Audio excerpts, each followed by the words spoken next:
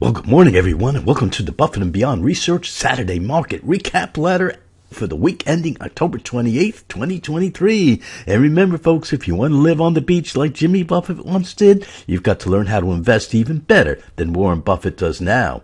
And this week, well, it was crazy, but let me show you. Let's just bring this up right now. Top band is a volatility band, bottom red band is a volatility band, and the center is the 20-day moving average. Now, the rule of thumb is that when the market breaks down below or above, that means there's a lot of momentum behind the market, because this only happens 1 or 2% of the time. So we've had this market closed down below this bottom band, and then it rallied a little bit, came down to the bottom band, rallied all the way up past the 20-day moving average, and then as of last week, remember this is last week, we were down to this level here, and we were hoping this was going to hold, because we're looking down here and this blue line had not crossed over this red line yet, which would give us a sell signal. Now, this was last week, so let's go to this week. And yeah, it broke through that level there, folks, and it went up a little bit and then came down for the rest of the week. Not fun at all. And you could see, yeah, we did get a sell signal in here right on Monday. So we're looking at this and saying, we don't like what's going on here. We might see some weakness. And don't forget, Jerome Powell, head of the Federal Reserve, is going to speak on Wednesday. Don't expect him to raise interest rates, but we do expect him to remain hawkish on the market. He doesn't want to lighten up and speak dovish and speak nice of the market, because then everybody will come in and buy, and that might increase inflation as we go along. So he'll be hawkish, even though he probably won't raise interest rates right now, because a lot of people are behind on their payments on credit cards.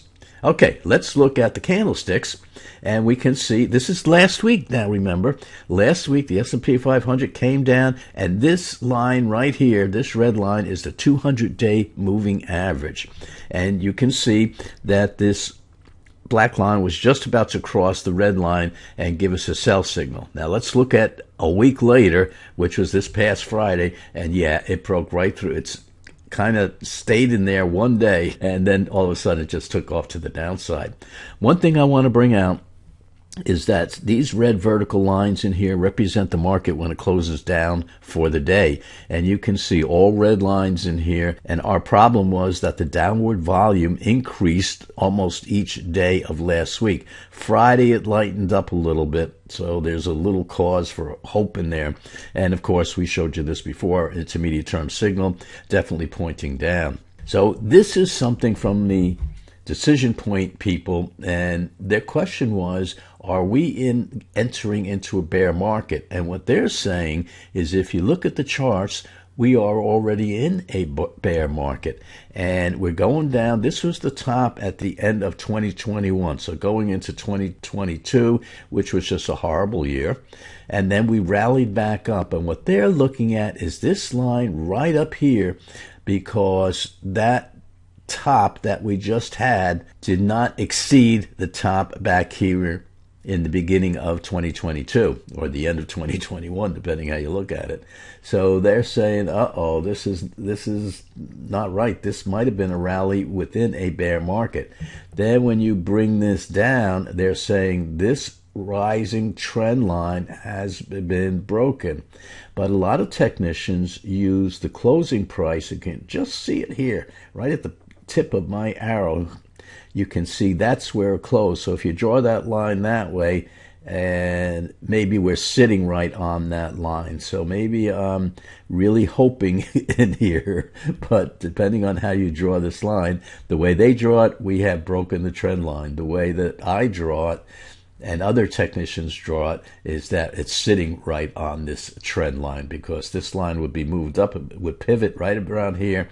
This line would move up a little bit, which means this end would move down a little bit.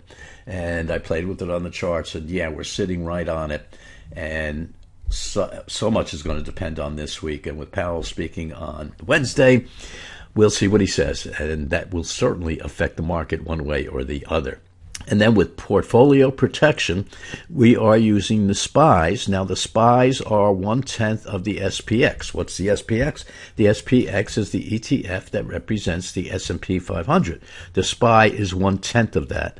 So if you have smaller portfolios, and this is a $135,000 portfolio, we have 3 SPY puts. And notice how we stagger them out so that we can roll these puts over 1 month at a time. We don't put all our eggs in one basket and then all of a sudden they expire and we're sitting there without portfolio protection. So you have to be very careful there. So we just roll them out every month, or roll one out every month in this $135,000 portfolio.